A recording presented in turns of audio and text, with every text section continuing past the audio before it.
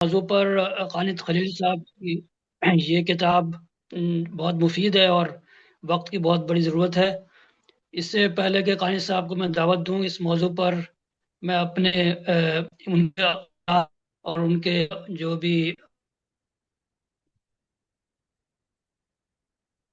सीधा सीधा सवालात हैं जो कि उन्होंने कोशिश की है खालिद साहब ने, कि उसके बहुत ही तसल्ली बख्श और शानदार तरीके से उन्होंने जवाबात दिए हैं। तो ये इसमें तकरीबन 5 सवाल जो हैं वो उन्होंने उसकी कोशिश की है जवाब देने की। पहला सवाल ये है कि what is the fractional reserve banking system and how does it affect us. और दूसरा क्वेश्चन ये है कि how does full reserve banking work and what are its benefits. तीसरा क्वेश्चन ये है कि how can this model be applied to Pakistan. चौथा क्वेश्चन ये है कि how does full reserve banking align with the Islamic financial system. और आखिरी क्वेश्चन एक शुबा है या डाउट है कि क्या ये यानी will full reserve banking constrain investment and economic growth in Pakistan, कि क्या ये जो है वो इकोनॉमिक ग्रोथ के और इन्वेस्टमेंट के दरमियान कोई रुकावट बन सकती है। तो इन तमाम सवालात के जवाब सुनने के लिए मैं दावत देता हूँ कानिस साहब को कि इसके ऊपर ज़रा ख्याल करें, जो कि उन्होंने अपनी किताब में बहुत अच्छे तरीके से किया है। जी कानिस साहब। जी जी। अस्सलाम वालेकुम जी। खैरियत से हैं आप लोग? शुरू करते हैं जी।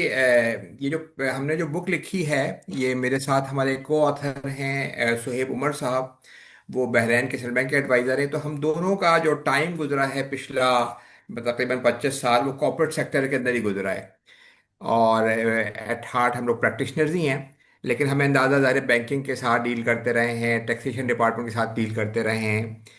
तो हमने दो मौजूआत जो मुल्क के लिए बड़े अहम हैं, क्योंकि मईशत जो है वो आप समझे इकॉनमी हर चीज़ पे इम्पैक्ट कर रही है। जो दुनिया के बड़े मसाइल हैं, आप समझे 90% वो शायद इकॉनमी की इकोनॉमिक इश्यूज हैं।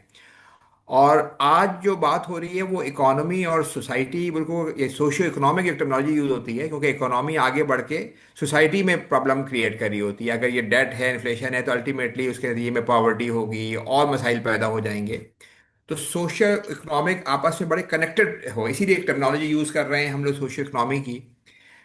फिर ये कि ये अगर इसमें मसाइल हैं तो इसका मतलब है कि इसमें कोई फंडामेंटल कोई इशू है, और उसमें ज़ाहिर मोरालिटी आ जाती है, रिलीजियस एस्पेक्ट भी आ जाता है कि शायद इसमें कोई रिक्त सिस्टम जो है रिक्त हो गया है। तो जो ये जो इकोनॉमी के जो मसाइल हैं, उसमें ज़ाहिर है दो बड़े चीज़ें होती हैं। एक फिस्कल साइड होती है या उसकी टैक्सेशन साइड, के कहाँ से लेना है, कहाँ खर्च करना है। और दूसरी बहुत अहम चीज़ वो मनी की साइड है, कि मनी कैसे क्रिएट हो रही है और किनको मिल रही है पहले। ये जो मॉनेटरी साइड है, ये इस वक्त बहुत ज़्यादा अहमियत इसलिए कर गई है, इसे आप कहेंगे फिस्कल डोमिनेंस के वो इवन यानी टैक्स के सिलसिले में भी आप जाके देखें तो बहुत बड़ा गवर्नमेंट का पोर्शन जो है वो मॉनेटरी पॉलिसी के नतीजे में वो इंटरेस्ट की के नज़र हो जाता है। तो इस लिहाज से ये अहम तरीन है। और हमारा अब मैं आगे शुरू करता हूँ कि हमने बात ये की, ये एक ट्रैप है कि जो debt, inflation, interest and poverty, हमने चार जो मेजर इस वक्त दुनिया के मसाइल हैं। यानी दुनिया में अगर आप जाके देखें तो डेट जो है वो बढ़ता ही जा रहा है। ये मैंने 2022 की जो है 22-23 की एक वो लगाई है, आईएमएफ का एक पेपर है, जिसमें इसलिए इसको लगा दी, इसके एक दो साल के बाद थोड़ा और बढ़ गया है। अब ये 250% तक पहुंच गया होगा। लेकिन ये इसलिए लगाई है कि इसमें तीनों किस्म के डेट अलग अलग नजर आ रहे हैं। जो बीच में जो हाउस होल्ड डेट है, जो इंडिविजुअल डेट है, वो तकरीबन जो है वो 1950 में नेग्लिजिबल जीरो था। और आज आप ये देखिए कि दुनिया के अंदर, पाकिस्तान में तो शायद थोड़ी कम है, लेकिन यूरोप और अमेरिका में ये डेट बहुत ही ऊपर पद तक पहुंच चुका है। अमेरिका में 70% ऑफ जीडीपी का जो है वो हो चुका है वो। यानी हर मकान, जो जो लोगों 50-60 साल पहले अपने मकान में रहते थे लोग, आज हर मकान मॉर्गेज पे है, हर गाड़ी किराए पे है, स्टूडेंट जो पढ़ रहे हैं वो लोन्स पे हैं। तो हाउस होल्ड डेट बहुत तेजी से बढ़ रहा है। फिर बिजनेस डेट का तो ठीक है, वो भी बढ़ रहा है, लेकिन बहुत बड़ा मसला है गवर्नमेंट का डेट है, कि गवर्नमेंट जो है वो अपना काम, बहुत बड़ा काम जो है वो डेट लेके कर रही है। और ये कंटिन्यूसली डेट बढ़ता जा रहा है। उसके जाहिर है इकोनॉमिक में जो है वो इम्पैक्ट भी हैं, उसके सोशल इम्पैक्ट भी हैं जो लोगों पे आ रहे हैं। और उसके, तो इस लिहाज से ये जो डेट का ट्रैप है ये मुस्तकिल बढ़ रहा है। यानी ये है कि हालात अच्छे हों, हालात ख़राब हों, दोनों सूरतों में हाउस होल्ड डेट भी इंक्रीज करता जा रहा है, और अनबेरेबल पोजीशन पे पहुंच चुका है। मतलब अब लोग जो है स्टूडेंट शायद या वेस्टर्न उसमें बड़ा मुश्किल हो रहा है उनको वापस करना। गवर्नमेंट की हालत ये हो रही है कि सिर्फ आप एक एक मिसाल लें, अमेरिका के अंदर जो है वो इस वक्त जो इंटरेस्ट की कॉस्ट है वो उनके दिफा के खर्चे से भी बढ़ गई है। यानी अगर वो अपने जो है वो डिफेंस के ऊपर 800 बिलियन खर्च करते हैं, तो वो इंटरेस्ट का खर्चा उनका 1 ट्रिलियन को क्रॉस कर गया है। और जबकि उनका डिफेंस का खर्चा कहते हैं कि वो वर्ल्ड के अंदर उनके बाद के 30 कंट्रीज को मिला भी लिया जाए तो उनका डिफेंस का खर्चा ज़्यादा है। तो आप अंदाज़ा करें क्या पोजीशन है।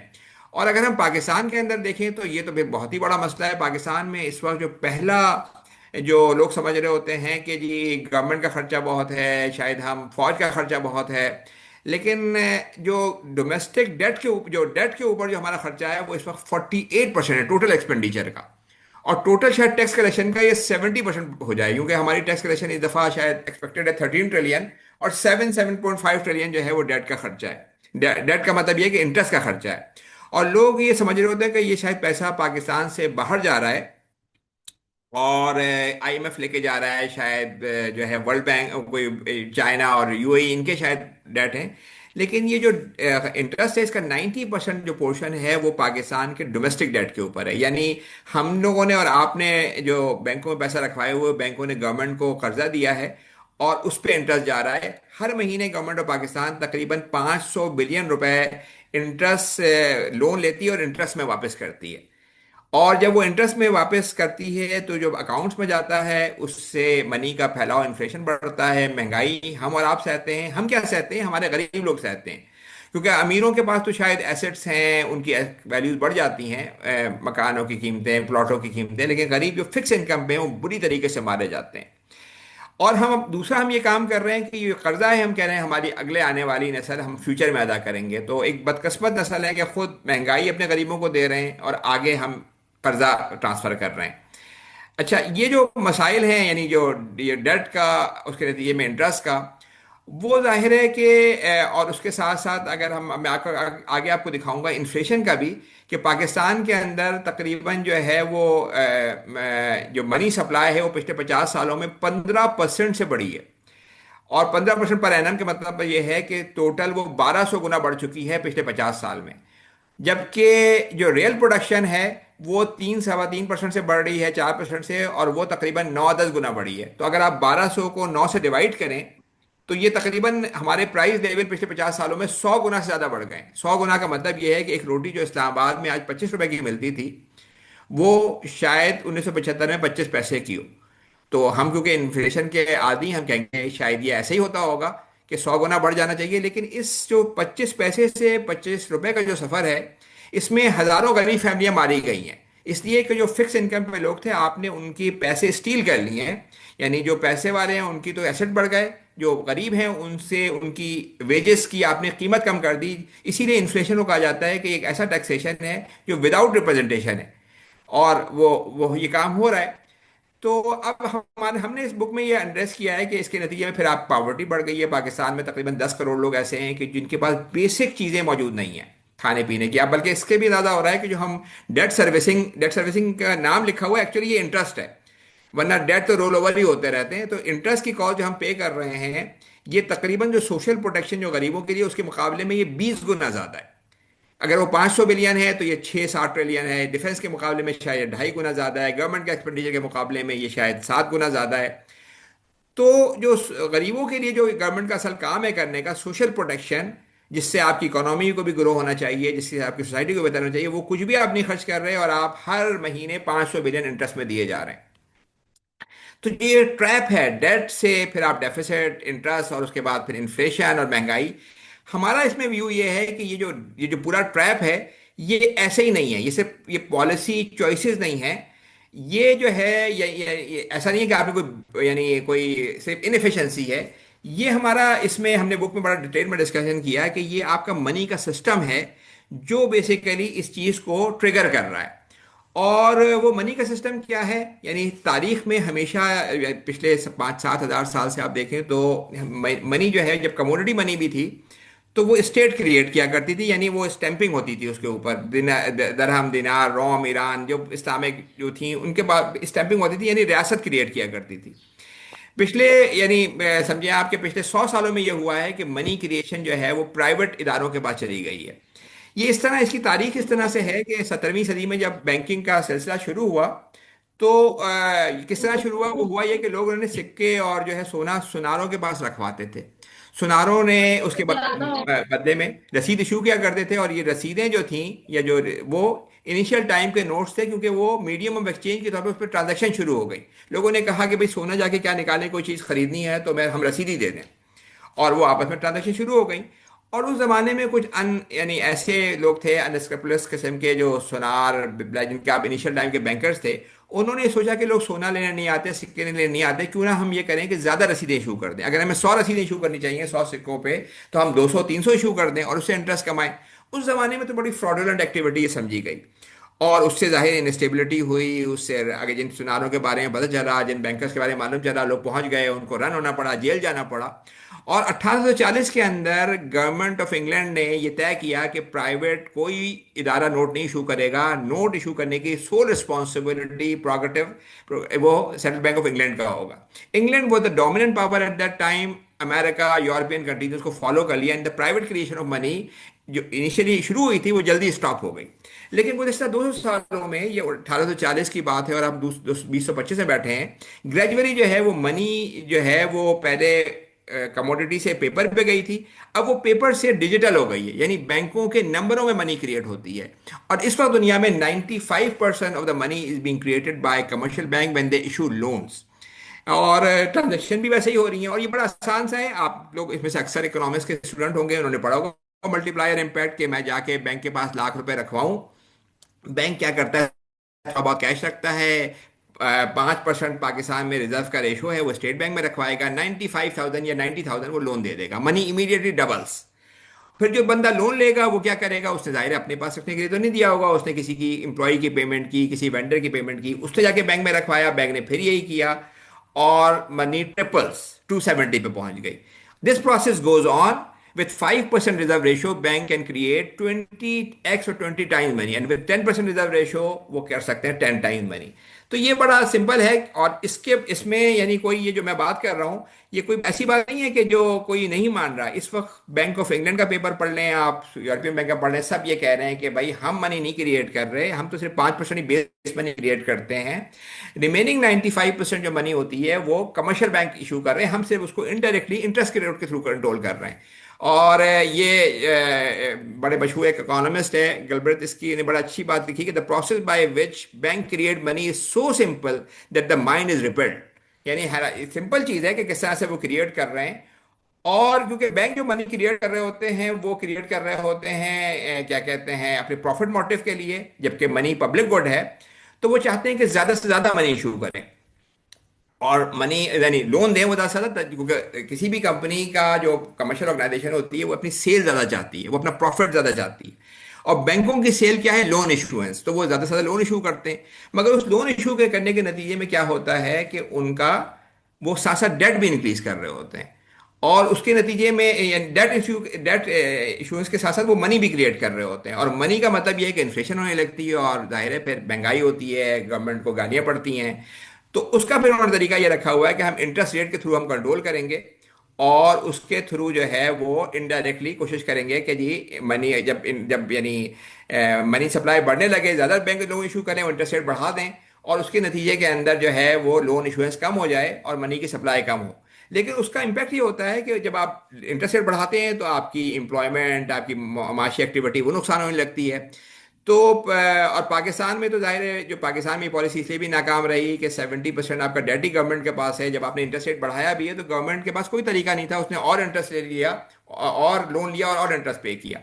तो मैं आपको बताना ही चाह रहा था कि there are no Goldilocks interest rates. अगर आप ज़्यादा होंगे तो एम्प्लॉयमेंट को नुकसान होगा, माशी एक्टिविटी कम होंगे, तो साइलेंटली पैसे ट्रांसफर होंगे फ्रॉम पुअर टू रिच। और ये पिछले 40 सालों में देखा है हमने कि जब इंटरेस्ट रेट जो है बहुत नीचे गए हैं तो वेल्थ कंसंट्रेशन ह्यूज हुई है। इसलिए कि इंटरेस्ट देने वाले या लोन लेने वाले दुनिया में बड़ी कंपनीज हैं, वो सस्ते कीमत देते हैं, मनी को शॉर्ट करते हैं। इसका मतलब यह कि उनको पता है कि मनी की कीमत तो गिर जानी है, तो कोई काम वो इक्विटी पे नहीं करना चाहते। पाकिस्तान ने पिछले 30 सालों में आप स्टॉक चेन में देख लें, किसी कंपनी ने कैपिटल से फर्दर नहीं उठाया, यानी शुरू में अगर एक दफ़ा कैपिटल रजिस्टर करा लिया उसके बाद फर्दर पैसे वो हमेशा डेट से लेते हैं। और हमारा सिस्टम डेट की तरफ स्क्यूड भी है कि आप अगर डेट लेंगे तो आपको बहुत बड़ी शील्ड मिलती है टैक्स की।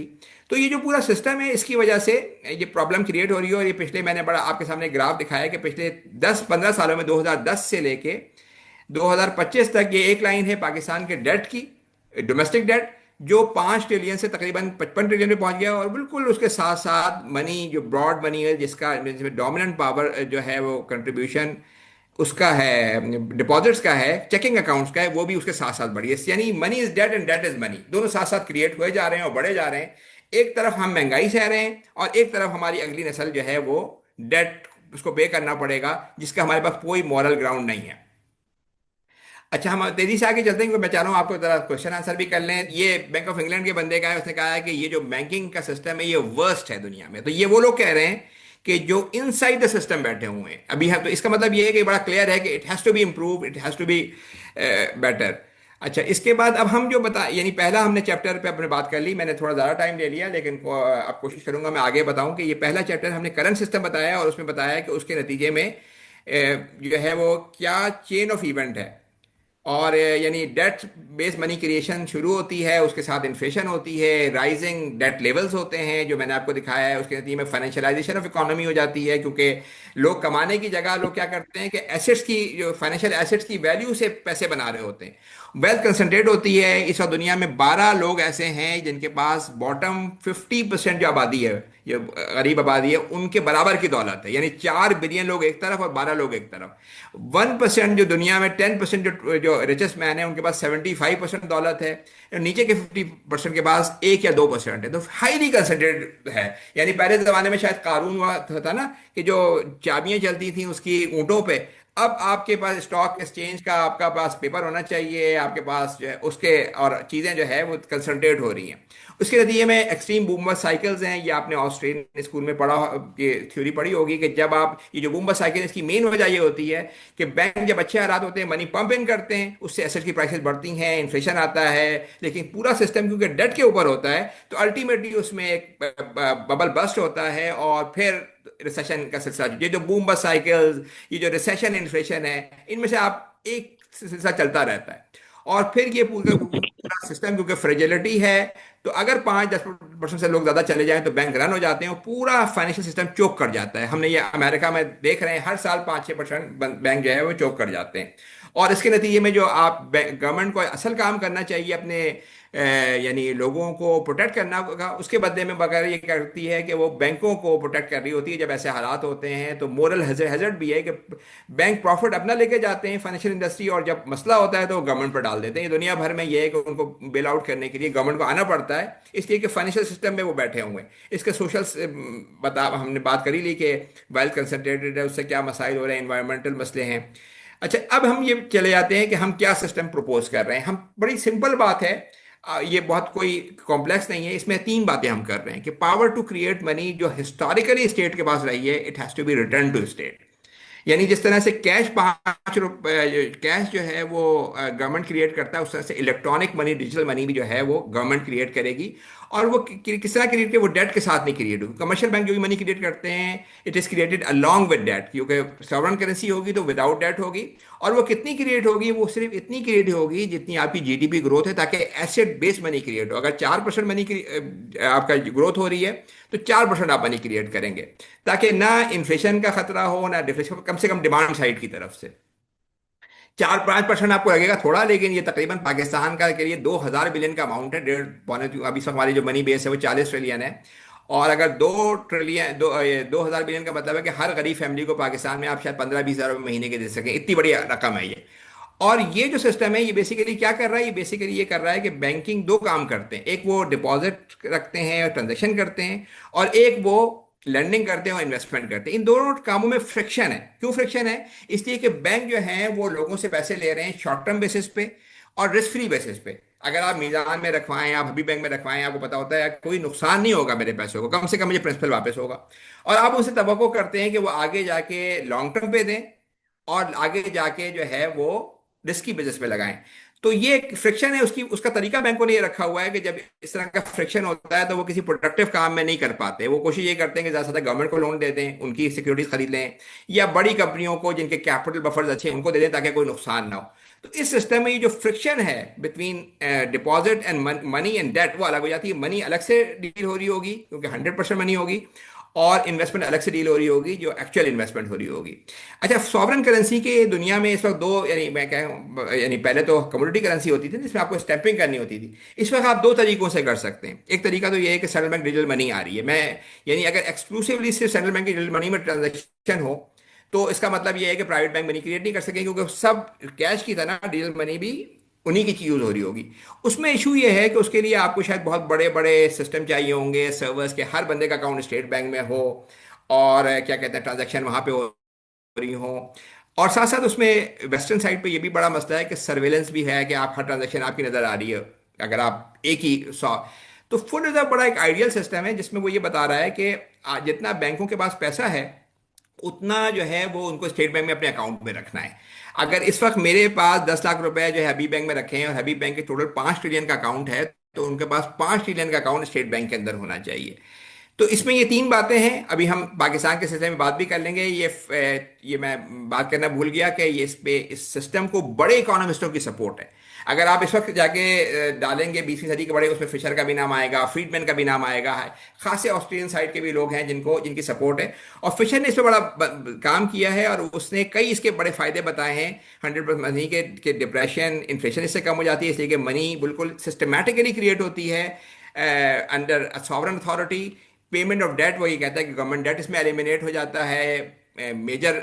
फिर इसमें जो जो इन्फ्लेशन हो रही है, जो हमें गरीबों को बुरी तरीके से हमा रही है, उसके उसने खात्मे की बात की है। फिर वही कहता है कि दो किस्म की मनी है, जो एक समझे कि लोग समझते हैं कि बैंक में शायद हमारी वो मनी रखी हुई है कि जो स्टेट की है, लेकिन उनके अगेंस्ट बैंकों के पास सिर्फ 5% होता है, बकिया 95% नंबरों में क्रिएट की होती है। तो वो कहता है यूनिफाइड हो जाएंगी ये मनी, जो बैंकिंग में जो एक पजल है वो खत्म हो जाएगा। और फिर वो ये कहता है कि गवर्नमेंट की जो फ्रेंचाइज है, जिस तरह गवर्नमेंट का दिफा काम है, जैसे गवर्नमेंट का जो है वो क्या कहते हैं इंफ्रास्ट्रक्चर काम है, इसलिए पब्लिक गुड है मनी। तो मनी की जो है जो लॉस फ्रेंचाइजी है, जो हजारों साल से रही थी गवर्नमेंट के पास और अभी पिछले 100 सालों में लूज हो गई है, वो वापस रिकैप्चर कर लेंगे। अच्छा, इसमें इसका ये एक तो मैंने इकोनॉमिस्टों को बता दिया। दूसरी बात ये मैं आपको ये बता रहा हूँ कि इस पे यानी अगर इकोनॉमिक साइड से देखें तो एक आईएमएफ का पेपर है 2013 का, जिसमें उन्होंने पूरा डाटा यूएस के बैंकों का, लोगों का, बिजनेस का डाल के एक डीएसजी मॉडल पे वो किया। और उसका उन्होंने रिजल्ट ये दिखाया कि बैंक रन इसमें स्ट्रक्चरली एलिमिनेट हो जाते हैं, क्योंकि 100% रिजर्व आपका बैंक स्टेट बैंक में रखा हुआ है। फिर इसमें बिजनेस साइकिल वोलेटिलिटी जो है ना, बार बार वो भी उसने कहा है कि सिग्निफिकेंटली एलिमिनेट हो जाएगी। गवर्नमेंट डेट सिग्निफिकेंटली कम हो जाता है। और इसमें कोई जो लोग ये समझ रहे होते हैं, एक इतराज़ ये होता है कि शायद इससे बिजनेस की मनी कम हो जाएगी, तो कोई उन्होंने इसमें कमी नहीं की, बल्कि इसमें इंक्रीज हुआ है।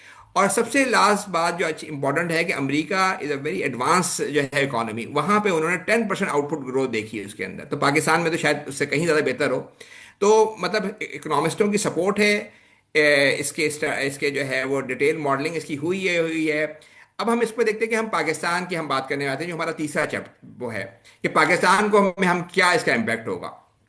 देखें, इसमें इस वक्त जो है ना, मैंने आपके सामने तस्वीर रख दी है, शायद हम सवाल जवाब में भी ले लेंगे आसानी से। इस वक्त हमारे डिपॉजिट्स हैं बैंकों के पास, और 10% उनका तकरीबन कैपिटल है, ठीक है। और बैंकों की एसेट साइड पे जाके देखें तो उन्होंने 1-2% कैश रखा हुआ है, 5% स्टेट बैंक में उनके पास पैसा होता है।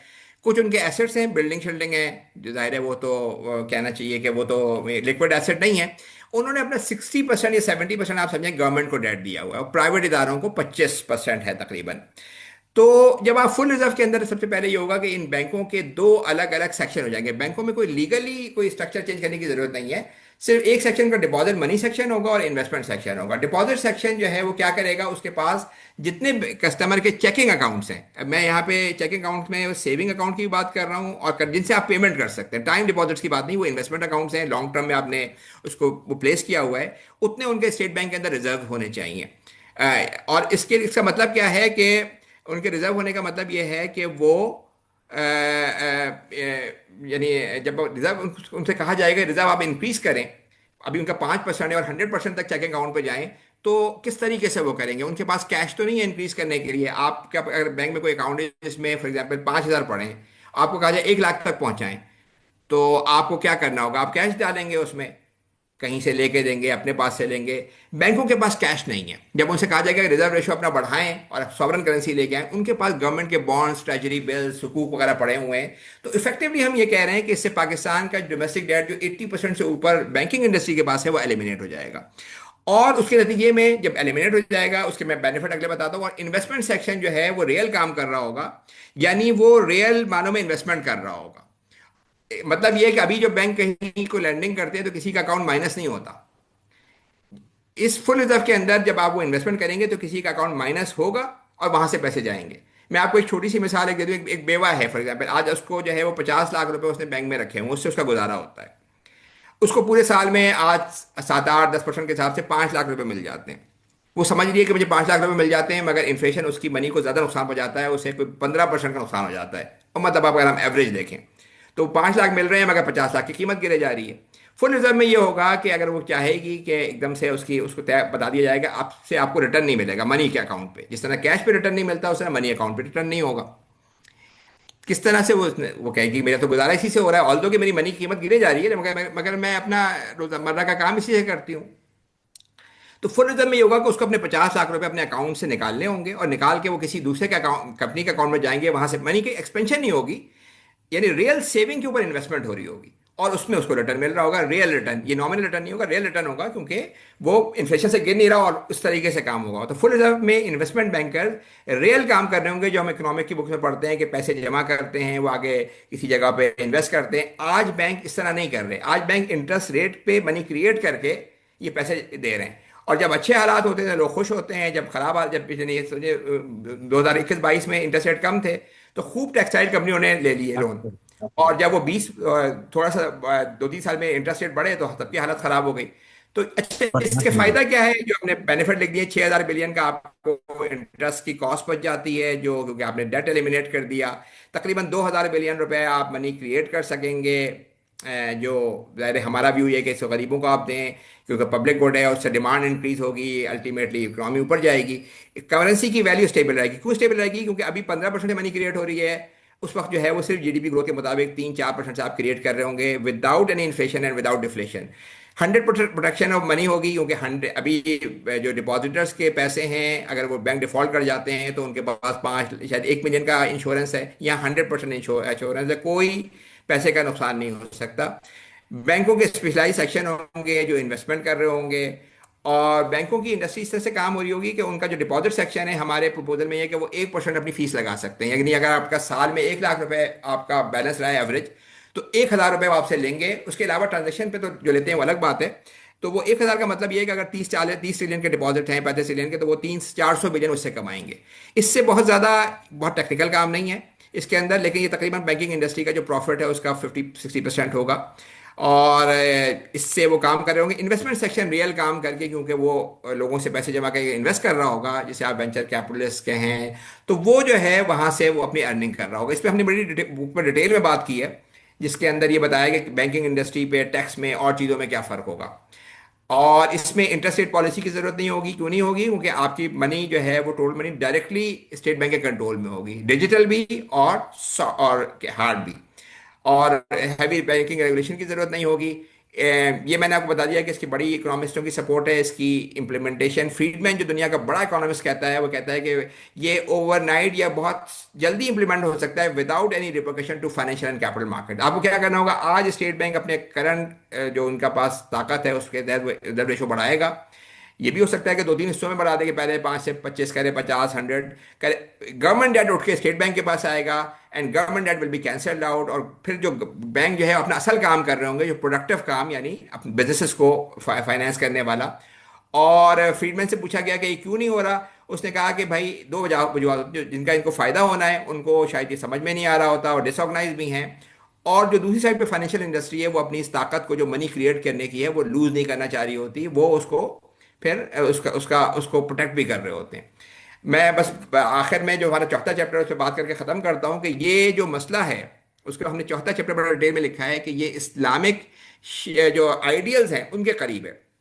इसलिए कि एक तो हमारे उलमा का जनरली जो हमारे ट्रेडिशन उनका व्यू यही था कि जो करेंसी इवन जो ज़माने में कमोडिटी होती थी उनका बड़ा स्ट्रांग वो था कि स्टैंपिंग होनी चाहिए ताकि रियासत की उस पर बाकी रहे। इस वक्त एक तो ये बात है। दूसरी बात ये है कि जो फ्रैक्शन रिजर्व में जो कहते हैं ना कि क्या फ्रैक्शन रिजर्व के थ्रू आप प्रॉफिट लॉस शेयरिंग नहीं कर सकते। क्यों नहीं कर सकते?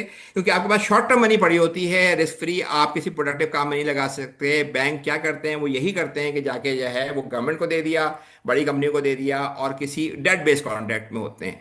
अभी पिछले दिनों मुफ्ती तकी उस्मानी का एक जगह कर रहा था कि उन्होंने कहा कि बैंक मुदारबा मुशारका क्यों नहीं करते, हम तो ने तो ये जो डेट टाइप के जो होते हैं ना, इजारा या आप समझे मुराबा, इसलिए कहा था कि अल्टीमेटली बैंक जाएंगे। मैं कहता हूं कि बैंक कर ही नहीं सकते, उनके पास कैपेसिटी नहीं है करने की, इस्लामिक बैंक के पास, क्योंकि बैंक को शॉर्ट टर्म मनी है, विद रिस्क फ्री वो नहीं प्रोडक्टिव काम कर सकते। तो पहली बात तो इसमें मैं आपको बताना चाह रहा हूं कि फ्रैक्शन रिजर्व जो है मेरा हमने बुक में ये आर्ग्यू किया है, बड़े डिटेल में डिस्कशन किया कि मॉडर्न आज का ये रिबा है। नबी नबी करीम के ज़माने में रिबा का रेट बहुत ज़्यादा था, 100% कहते हैं कि अज़ाफ़ा मुज़ाफ़ा कुरान में कहा जाता है कि दुगना और चौगना, एक साल में दुगना हो जाता था, चौगना। आज इंटरेस्ट रेट जो है ना वो बहुत कम हो गए हैं, इन्फ्लेशन से भी नीचे हो गए हैं, इफेक्टिवली इंटरेस्ट देने वाले फ़ायदे में। लेकिन पूरे सिस्टम को इन्होंने इंट्रेंच कर लिया है। दुनिया, अमेरिका, यूरोप में हर स्टूडेंट, हर घर, हर चीज़ जो है वो इंटरेस्ट रेट के साथ लिंक्ड है। जब इंटरेस्ट रेट बढ़ते हैं चीखें निकल जाती हैं। तो पहली बात तो इसमें यह है कि हम ये बताना चाह रहे थे, फ्रैक्चर जब हमने ज़्यादा डिस्कस किया है कि क्यों ये पूरा प्रॉब्लम क्रिएट कर रहा है। यहाँ बता रहे हैं कि इसमें डेट बेस्ड मनी क्रिएशन नहीं है, नबी करीम सल्लल्लाहु अलैहि वसल्लम ने डेट से कितनी बना मांगी है, तो सबसे बड़ी बात है। फिर इसमें इंटरेस्ट रेट पॉलिसी जिस पे सारे इस्लामिक बैंक के कॉन्टैक्ट है, उसकी ज़रूरत खत्म हो जाती है, स्ट्रक्चरली ज़रूरत खत्म हो जाती है, क्योंकि मनी का डायरेक्ट कंट्रोल स्टेट बैंक के पास आता है। फिर इसमें आप एक्टिव इन्वेस्टमेंट के बगैर आपको रिटर्न नहीं मिलता। बैठे बैठे किस बात के आपको पैसे मिल रहे हैं, आपने मीजान में रखवाए हुए किस बात के, आपने कोई बिजनेस किया है। ऑल दो कि ये कोई ये कह सकता है कि भाई मुझे तो मनी का इन्फ्लेशन हो रहा है इसलिए मैं पैसे ले रहा हूँ, लेकिन कोई एक्टिव इन्वेस्टमेंट नहीं है, यानी कोई आप एक्टिव काम नहीं कर रहे, रिस्क भी नहीं ले रहे आप। तो इसमें फुल रिजर्व के अंदर आपको एक्टिव इन्वेस्टमेंट करनी होगी, अपने पैसे निकाल के देने होंगे किसी और को, वहां से रिटर्न आएगा वो आपको मिलेगा। डिपॉजिटर्स मनी का अमानत का कंसेप्ट है, आपसे पूछे बगैर वो नहीं दे सकते आगे। आप बताएंगे कि मुझे लो रिस्क पे जाना है, हाई रिस्क पे जाना है, कोई बेवा है तो वो लो रिस्क पे जा सकती है, और उस सूरत में आप लीजिंग वगैरह कर सकते हैं। लेकिन लीजिंग रियल मार्केट वैल्यूज पे होगा, ऐसा नहीं होगा जो आज लीजिंग हो रही है या इजारा हो रहा है कि जी उसका ताल्लुक कोई असल मार्केट से नहीं है, वो स्टेट, वो आपका लोन का अमाउंट है इन्वेस्टमेंट का, और स्टेट बैंक का रेट और किस्तें कितने सालों में किस्तें पे करनी है, यहाँ रियल मानों में वो होगा। और ये बेसिकली ये सिस्टम जो है वो इनेबल कर देगा, क्योंकि आप मनी जो है वो 100% महफूज है। जो डेट है या जो वो कह रहा हूँ जो इन्वेस्टमेंट है वो प्रोडक्टिव कामों के लिए, तो बैंकों को इनेबल कर देगा कि वो प्रॉफिट एंड लॉस शेयरिंग कर सके।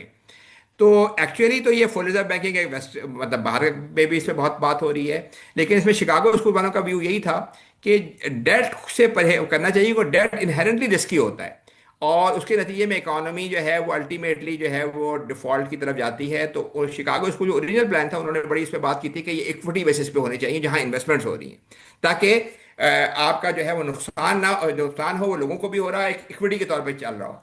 तो मैं आपको ये बताना ही चाह रहा था कि इस बुक में हमने एक दो खासी इस पे वो किया, आप ज़रूर इसको पढ़ें। इसकी इसकी डिजिटल कॉपी हमारी साइट पे अवेलेबल है, और फ्री डाउनलोड आप कर सकते हैं। हार्ड कॉपी आप प्राइस की साइट पे जाके डिस्काउंटेड प्राइस पे ले सकते हैं।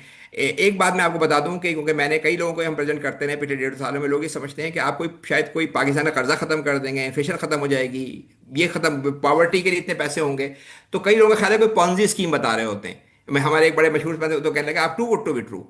तो इस बुक को हमने कोशिश की है कि 20 लोगों से तकरीबन, उसमें खासे प्रोमिनेंट लोग हैं अभी जिन्होंने पीआईए खरीदने में इन्वॉल्व थे, नसीम बेग, मिजा, आरिफ हबीब इन्वेस्टमेंट के हेड हैं, उन्होंने इसको रिव्यू किया है, जावेद अकबर अंसारी साहब हैं, रिफा के वाइस चांसलर हैं, कोई 20 लोगों से हमने इसको रिव्यू करवाया है। उसमें हामिद साहब भी शामिल हैं, फिर रिफा के अंदर अयूब साहब होते हैं, बड़ी लोगों की तादाद है उसमें। यूनिलीवर का फाइनेंस डायरेक्टर, ईवाई का रीजनल जो है वो जो दुबई का वो है। तो हमने दोनों साइड पे इकोनॉमिस्ट, प्रैक्टिशनर, बैंकर, सबसे इसको डिटेल में रिव्यू कराया है, और ताकि ये कि इसको ये ना समझे कि कोई हम ऐसी बात कर रहे हैं कि जो हो नहीं सकती। प्रैक्टिकली फ्रीडमैन ने तो कहा है कि ओवरनाइट हो सकती है, लेकिन हम ने पाकिस्तान के कंटेक्स्ट में जो हमने बातें की हैं तो वो बहुत, यानी yet it is a bold idea but very very practical. तो अब हम ये चाहते हैं कि आप लोग पढ़ें और इस बात को ज़्यादा से ज़्यादा आगे पहुंचाएं, क्योंकि ये कॉस्ट के लिए कर रहे हैं। हमने कॉर्पोरेट सेक्टर के में हमारा कोई काम एकेडमिक्स का था नहीं, हमें नज़र आ रहा था किस तरह का सिस्टम चल रहा है। तो हमने पूरा टाइम निकाल के पहले लोगों को बताना शुरू किया, फिर अंदाज़ा ये हुआ कि नहीं, इस पर एक पूरी बुक लिखनी चाहिए। और इस पे बुक लिखी है। हमारा एक ये भी प्रोग्राम है कि हम टैक्स को हम ज़कात से कैसे रिप्लेस करेंगे, वो हम बाद में करेंगे इंशाल्लाह। काम फिस्कल साइड पे भी करना है, लेकिन इस पे हमने मेहनत की है। तो अब आप लोगों से बस तवक्का ये है कि ज़्यादा से ज़्यादा लोगों तक इसको पहुँचाएँ, और इंशाल्लाह ताला पाकिस्तान एक खुशहाल मुस्तकबिल की तरफ जा सके। जी जज़ाकल्लाह। क्वेश्चन आंसर मेरे ख्याल है हम कर लेते हैं, अगर कोई क्वेश्चन है तो। Now floor is open for questions. कोई भी चाहे क्वेश्चन कर लें।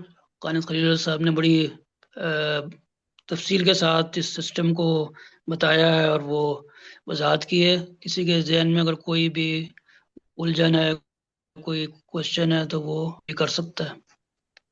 हाँ मैंने भाई, उलझने तो बहुत सारी हैं। मैंने कहा था मैं जी जी।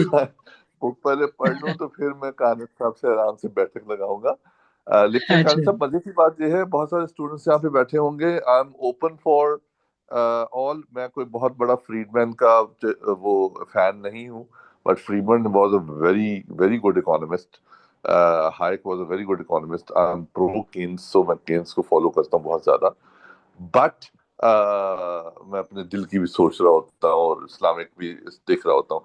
इसमें प्रोफेसर रफीक अख्तर का मुझे वो जुमला याद आ रहा था कि एक तिजारा होगा, एक के अंदर आप डालेंगे जो, वो उन्होंने दो हिस्से किए ना बैंक्स के, तो वो उन्होंने तीन हिस्से किए थे बैंक्स के। अगर उनका लेक्चर पढ़ा हो, पढ़ा होगा यूट्यूब मैंने पे, नहीं पर पढ़ा, हो मैं सकता मैं है नहीं कान मैं नहीं साहब देख ने सका उनका। पढ़ा। अच्छा। आप मेरी तो तो वो जो है, मेरा ख्याल है मैं भी सर्च करूंगा, मुझे भी निकल आएगा। क्योंकि वो किसी जमाने में गामदी साहब ने कुछ फरमाया था। सो फिर गामदी साहब के रिस्पॉन्स में उन्होंने कुछ किया था, या किसी ने क्वेश्चन किया था, तो उन्होंने कहा था बैंकों का क्या निजाम होना चाहिए। इसमें मुझे क्वेश्चन है तो आप बताएं, ताकि एक हम, तो अगर आपको लग रहा है कि कोई टेक्निकल है तो अच्छा है कि बाद में तो आप मुझसे पूछ ही लीजिएगा, लेकिन यहाँ भी आपका कोई सवाल है तो बिल्कुल आप पूछें। उसका ये टाइम हमें, नहीं, मैं ख्याल मैं से तो ताकि उससे और लोग लर्न करेंगे। क्योंकि स्टूडेंट्स की इंटरेक्शन के लिए मैं खासतौर पे कह रहा था। आप कह रहे थे मनी और डेट का जिस तरह बड़ा सिंपल एक रिलेशनशिप जा रहा है लॉन्ग टर्म में, और वो अच्छी बात है। हो सकता है चेंजेस ना जारी हों, लेकिन एक लॉन्ग टर्म में तो नजर आ रहा है, जिसको हम कहते हैं स्प्यूरियस कोरिलेशन हो सकती है। लेकिन so anyone who wants to do that thesis, या कोई पेपर या कोई और, कानित साहब तो अवेलेबल है ही हैं, मैं भी अवेलेबल हूँ अगर बच्चों किसी ने ये बात करनी है, क्योंकि this is very good interesting. अब मेरे मेरे ख्याल है कि इस वक्त इसमें ना खासी फैकल्टी भी मौजूद है, मैं देख रहा हूँ खासे सीनियर लोग भी हैं, तो कोई क्वेश्चन बिल्कुल पूछें।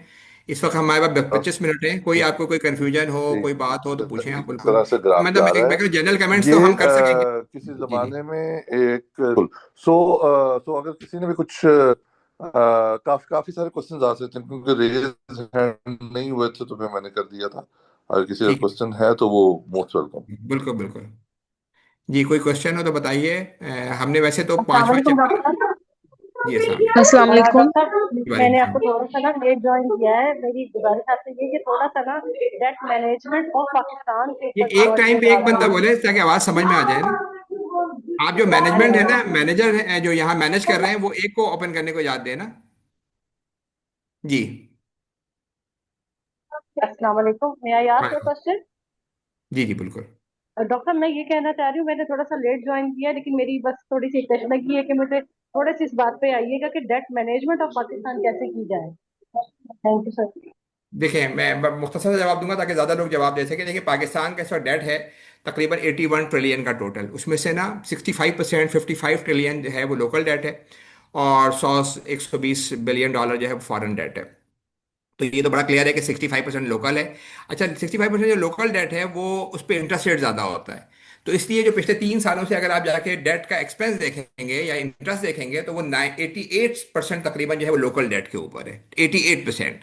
यानी अगर 7,000 8,000 बिलियन का टोटल हमारा है, जो तकरीबन टैक्स का में दुनिया में ह्यूज है कि टैक्स का 13,000 आ रहा है, उसमें 7-8 हज़ार जो है वो आप इंटरेस्ट दे देते हैं। गवर्नमेंट का पहला दिन शुरू होता है फेडरल गवर्नमेंट का, उसे 18वीं तारीख के तहत कुछ सूबों को देना होता है 60%। 60% जब वो इंटरेस्ट में देते हैं तो उनका खजाना खाली हो जाता है, फिर वो हर चीज़ के लिए लोन लेते हैं।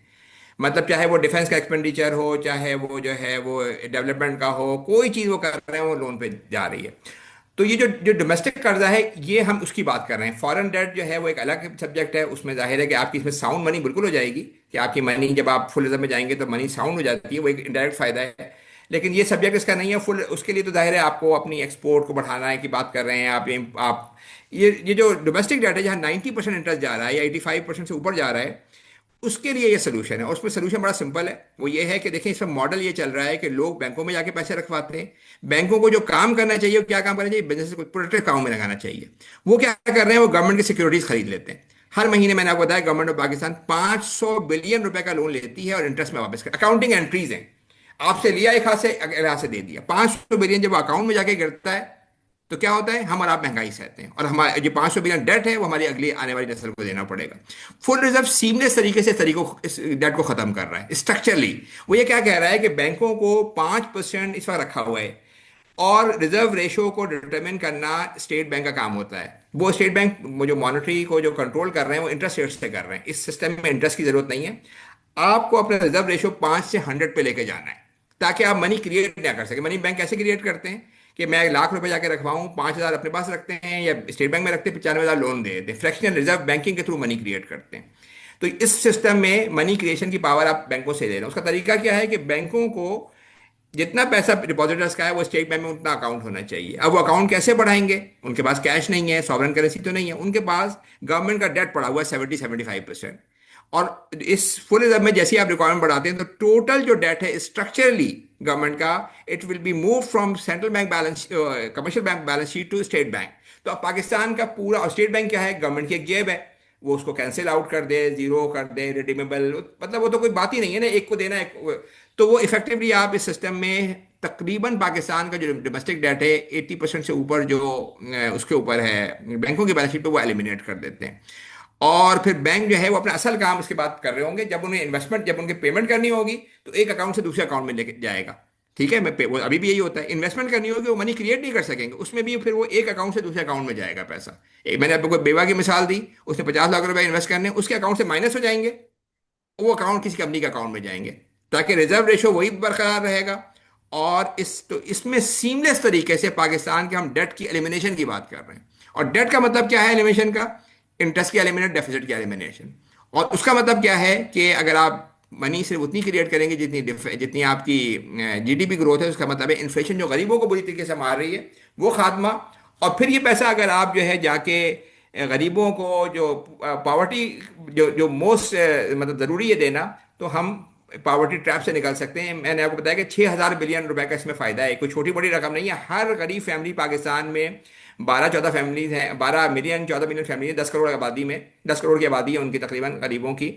तो हर फैमिली को आप समझिए 50,000 55,000 की बात कर रहे हैं इसमें हर महीने, ह्यूज अमाउंट। तो ये पूरा रिस्क सिस्टम है जिसके अंदर बैंक जो है वो तबाही फैला रहे हैं। उनको भी, डिपॉजिटर को भी फायदा नहीं हो रहा है, इसलिए कोई 10 7-8% मिलता है, इन्फ्लेशन में गिर जाता है। तो ये सिस्टम सीमलेस तरीके से डेट को खत्म कर रहा है। नेक्स्ट क्वेश्चन जी। सर तारिक मजीद साहब है, उन्होंने काफी टाइम से हाथ खड़ा किया हुआ है, तो उनका क्वेश्चन ले लेते हैं। जी सर, जी जी आपका बिल्कुल। क्वेश्चन। जी अस्सलाम वालेकुम। वालेकुम मैं सलाम। देखिए इस पूरी गुफ्तगू में आपने लफ्ज़ इस्तेमाल किया, जो टर्म इस्तेमाल कर रहे हैं वो है डिपॉजिट एंड डिपॉजिटर। मेरे से हमारे रिबात फोरम है, उसके अंदर अपने हमारे अनवर अब्बासी साहब वो बड़े कैटेगोरिकली बयान करते हैं कि ये डिपॉजिट नहीं है।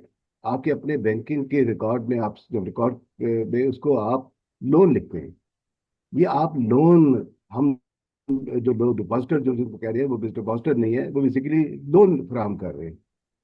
तो बुनियादी तौर के ऊपर हमारा सिर्फ ये इस तरह के चेंज करने से पूरा माइंडसेट चेंज हो जाता है। डॉक्टर बुरहान फारूकी अपनी किताब मिनहाजुल कुरान में यही बात कहते हैं कि इस्लामी, हमारी जो हमारे दीन इस्लाम के अंदर जो इस्तिलाहात के बदल जाने से कॉन्सेप्ट बदले हैं, और उसकी वजह से हम गलत रस्तों की पर चल पड़े हैं।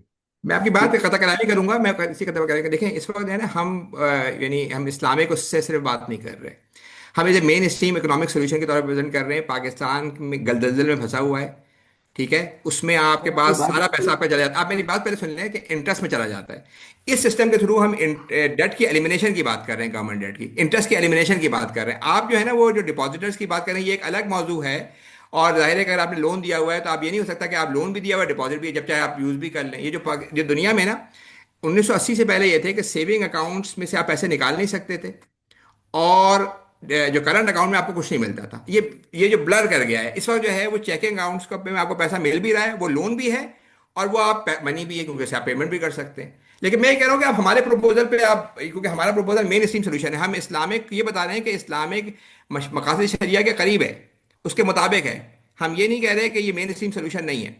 तो ये सवाल आप हमारे जो प्रपोजल के हवाले से बिल्कुल बताएं कि अगर इसमें कोई बात हो, ताकि और लोग भी फिर इस पे ना जवाब दे सकें ना, और भी बात नहीं कर सकें। देखिए, आपने ऐसे में, मैं अपनी बात अगर मुकम्मल कर लेता। देखिए, ये कॉन्सेप्ट है। मैं एक मैं अगर मैं इसका और इसका ताल्लुक सूद के साथ, इंटरेस्ट के साथ है।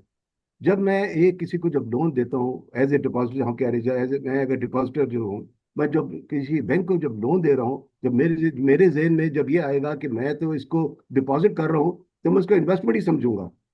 और फिर मैं उसको लोन नहीं समझूंगा कि मैंने लोन दिया है। और मेरे बैक ऑफ द माइंड, क्योंकि बात इसका लोन लोन और रिबा का ताल्लुक है, इसमें इस बात को समझने की जरूरत है। इसलिए मैं इस इस्तेलाह की पर जोर दे रहा हूँ। नंबर दो, ठीक है। जो ठीक है। आप जो फुल रिजर्व बैंकिंग का जो कॉन्सेप्ट है, ये कोई नया कॉन्सेप्ट तो नहीं है।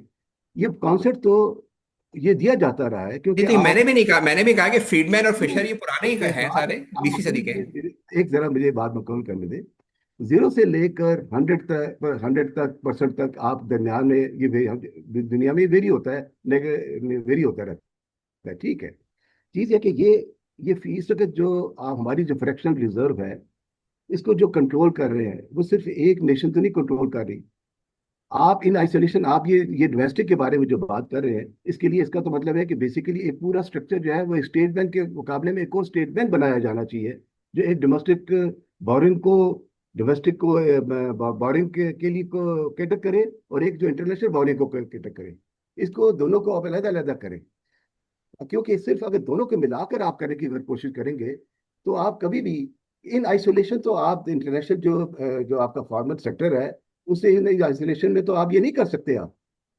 ये एक मेरी असल में बुनियादी बात है जो इसके की तरफ मैं आपकी तरफ तो जो ये आपके, अरे नहीं, आपका अच्छा सवाल है इसके कि बाद ये आप आपका अच्छा सवाल है कि आप कह रहे हैं कि बाहर की, देखिए मेरी ये जो चीज है। मनी मनी है ना, जो आपका रुपए है, दो अलग अलग अकाउंट होते हैं। एक आपका फिजिकल अकाउंट होता है जो लोकल मनी है, ठीक है, और एक आपका एक्सटर्नल अकाउंट है जो आपका, जिसमें आपको डॉलर में ट्रांजैक्शन होनी है, या डॉलर नहीं है तो आप युआन में कर रहे हैं, वो एक अलग चीज़ है ना।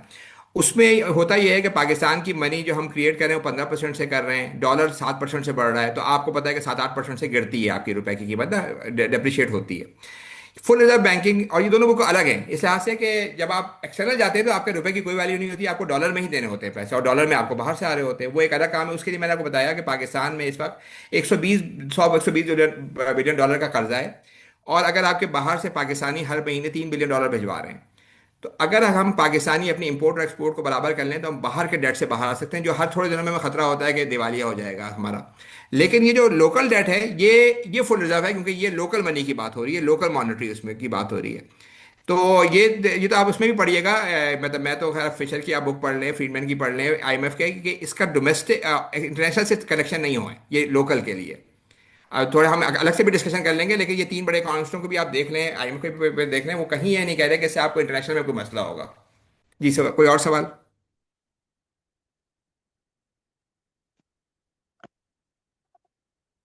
जी सर। सर, हम कहते हैं कि डेब्ट जो है पॉवर्टी की एक बहुत बड़ी कॉज है। तो क्या हाई डेब्ट एक्यूमुलेशन से पॉवर्टी की रिडक्शन हो सकती है?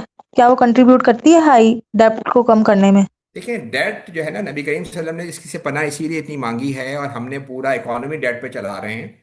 तो इसके जब डेट होता है ना, तो उसके इम्पैक्ट न सिर्फ इस पे होते हैं कि यानी लोगों पे इंडिविजुअल होते हैं, गवर्नमेंट पे भी हो जाते हैं। देखिए, गवर्नमेंट में हैवी डेट हो जाता है, वो क्या करते हैं कि उनका खजाना इंटरेस्ट में देने में के बाद वो किसी गरीब को नहीं दे सकते, वो इंफ्रास्ट्रक्चर में नहीं, वो कर दिए जाते हैं। और इस वक्त दुनिया के अंदर मैंने आपको बताया कि 1950 में डेट का लेवल था तकरीबन 60-70% जो है वो टोटल जीडीपी का, अब वो 300% पे पहुंच चुका है। एंड इट्स की जो है जो कीप ऑन इंक्रीजिंग, मुस्तकिल ये इंक्रीज किया जा रहा है। अगर आप डेरिवेटिव्स को मिला लें तो और खासा हो जाएगा। तो ये जो सिस्टम है ना, जहां मनी डेट के साथ क्रिएट हो रही है, ये सिस्टम जो फ्रैक्शनल रिजर्व बैंकिंग है, ये मैं आपको बताना चाहता था कि ये, और उसके नतीजे में जाहिर है कि जब आप डेट होता है तो मैं गरीबी भी आती है उसके अंदर, क्योंकि आप, और उसके साइकोलॉजिकल मसले बड़े होते हैं। देखिए, जो डेट में ये आप इस पे बड़ा उन्होंने साइकोलॉजी से काम किया, जो डेट में होता है ना, उस बंदे का दूसरे ताल्लुक ही डिफरेंट हो जाता है। वो धोखा भी दे सकता है, वो और भी चीज़ें कर सकता है। तो ये बिल्कुल अहम बात है कि पहले जो ट्रैप है डेट का, उसको ख़त्म करने की बिल्कुल ज़रूरत है। और इसमें हमने ये नहीं है कि कोई यानी डेट, इस वक्त मैं आपको मैंने उसमें बताया था कि जो जो जितनी पाकिस्तान की बड़ी कंपनीज हैं, वो कोई भी पैसा लेना चाहती हैं तो बैंकों से लेती हैं, वो जाके कभी स्टॉक एक्सचेंज से नहीं लेंगी। वो प्रॉफिट लॉस नहीं शेयर करना चाहती। क्यों नहीं शेयर करना चाहती? इसलिए कि हमारा सिस्टम ऐसा है कि डेट पे बड़ी टैक्स शील्ड दी हुई है। 100 रुपये आप इंटरेस्ट में दें, 45 रुपये आपको शील्ड मिल जाती है बड़ी कंपनीज को। जब आप प्रॉफिट में जाते हैं तो आप पे ह्यूज टैक्स होता है। तो पूरा सिस्टम ना स्क्यूड हो गया टुवर्ड्स दैट। तो आपको हैरानी होगी ना कि कोई बड़ी कंपनी ने पिछले 25 सालों में कभी स्टॉक से पैसे नहीं लिए। शुरू में आके तो लेते हैं कुछ कैपिटल, उसके बाद जब उनको पैसों की जरूरत होती है मुख्तलिफ प्रोजेक्ट्स के लिए, वो कर्जा ही ले रहे होते हैं। हमारा सारा ये जो इलेक्ट्रिसिटी का सिस्टम है, इसमें कितना ह्यूज डेट है। जब वो डेट बढ़ता है तो आपकी कीमतें बढ़ जाती हैं सारी। तो पूरा सिस्टम जो है ना, नबी करीम सल्लल्लाहु अलैहि वसल्लम ने, अगर हम इस्लामिक की बात करें तो उन्होंने डेट से पनाह मांगी है। और ये जो फुल रिजर्व बैंकिंग आपको इनेबल करता है कि आप इक्विटी की तरफ जा सकें। किस तरह इनेबल करता है कि आपके पास पैसा जो इन्वेस्टमेंट के लिए आता है वो रिस्क के साथ आता है। मनी आपकी महफूज है, इन्वेस्टमेंट में आपको रिस्क लेना है। और रिस्क ये जरूर हो सकता है कि लो रिस्क हो, हाई रिस्क हो, लेकिन आपको रिस्क लेना है। वहाँ गवर्नमेंट की सिक्योरिटी नहीं है, जैसे वेंचर कैपिटलिस्ट है, म्यूचुअल फंड्स हैं, उसके अंदर उस तरह से काम होगा। तो ये आपकी बात है कि जी बिल्कुल पॉवर्टी और डेट का करीबी ताल्लुक है। अच्छा अच्छा, कैपिटल मार्केट में ना, ये बड़ा मशहूर इकोनॉमिस्ट है मिन्स्की, उसने कहा था capitalism create poverty in the middle of plenty, यानी एक्सेस के दरमियान पॉवर्टी क्रिएट करेगा।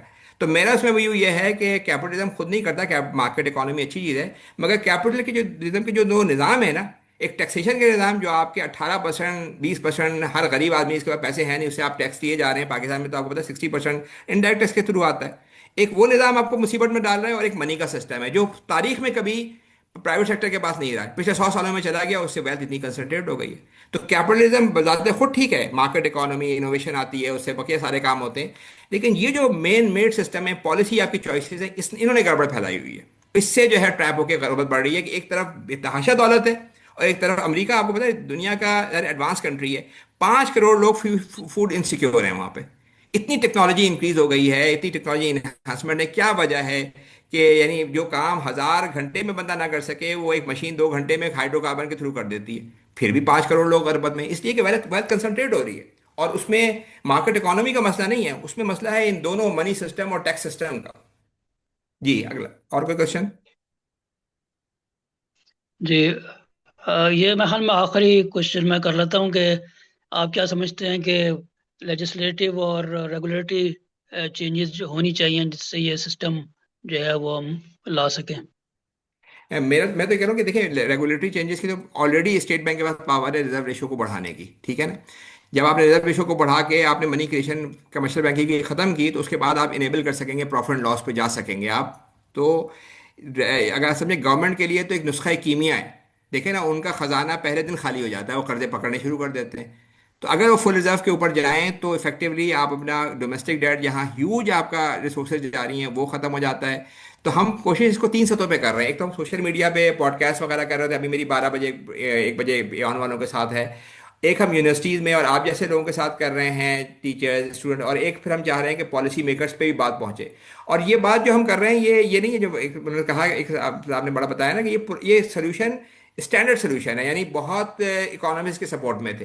2008 में जब ये वो हुआ, फाइनेंशियल डिप्रेशन वो हुआ, तो उसके बाद फिर इस पर रिन्यूड बात शुरू हो गई कि बैंकिंग इतना मसला कर रही है, इतना गवर्नमेंट के पैसे जा रहे हैं। तो बहुत सारी कंट्रीज में 2018 में इस पे स्विट्जरलैंड के अंदर रेफरेंडम हुआ, 1 लाख लोगों ने साइन ऑफ किया था।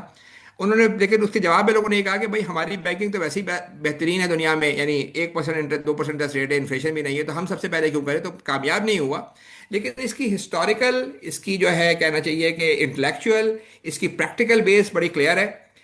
अब हमें सिर्फ डिसीजन लेना है कि हम इस तरफ जा सकते हैं, और उसके लिए हमें डिमांड की, यानी उसकी ज़रूरत है अवेयरनेस की, कि लोगों को पता चले कि बैंकिंग कैसे मनी क्रिएट कर रहा है, कैसे उससे इन्फ्लेशन हो रही है, कैसे उससे डेट क्रिएट हो रहा है, कैसे वेल्थ कंसंट्रेशन हो रही है, कैसे जो है उसके नतीजे में मोरल हैजर्ड आ रहा है, किस तरह से जो है वो बैंकिंग का जो सिस्टम है वो फाइनेंशियल इंस्टेबिलिटी ला रहा है, इकोनॉमिक इंस्टेबिलिटी ला रहा है। उसके नतीजे में एक के बाद एक के बाद एक चीज़ हो रही है। रियल इकोनॉमी ठीक है, मतलब हमारे साइंसदान, हमारे जो है इंजीनियर दुनिया भर में काम कर रहे हैं, रियल इकोनॉमी बेहतर जा रही है, फाइनेंशियल साइड तबाह कर रही है उसको जाके। तो जब ये काम इसकी ज़ाहिर डिमांड होगी, लोगों को समझ में आएगा, तो फिर इंशाल्लाह ताला बिल्कुल इसको अल्टीमेटली गवर्नमेंट के लिए तो बहुत ये एक तरह से नुस्खा कीमिया है कि वो इम्प्लीमेंट करे इसको जाके। अगर कोई क्वेश्चन नहीं है किसी का, तो हम यहाँ पर ये इस बहस को ख़त्म करते हैं। इंशाल्लाह किसी और मौके पर इसको मज़ीद इसके ऊपर सीर हासिल हो सकती है गुफ्तगू। तो अगर किसी का क्वेश्चन है लास्ट, तो वो कोई कर ले।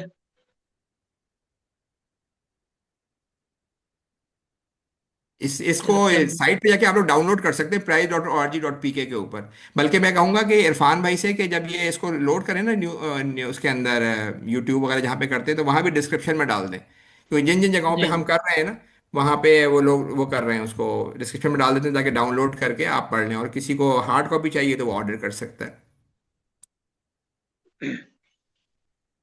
जी, शुक्रिया बहुत बहुत खालिद खलीलुल्लाह साहब और तमाम जो शरीक रहे इस सेशन में। जज़ाकल्लाह। अल्लाह हाफिज़। अस्सलाम वालेकुम वालेकुम, रहमतुल्लाहि बहुत शुक्रिया जी, वबरकातुहू। अल्लाह हाफिज़, अस्सलाम वालेकुम। वालेकुम अस्सलाम।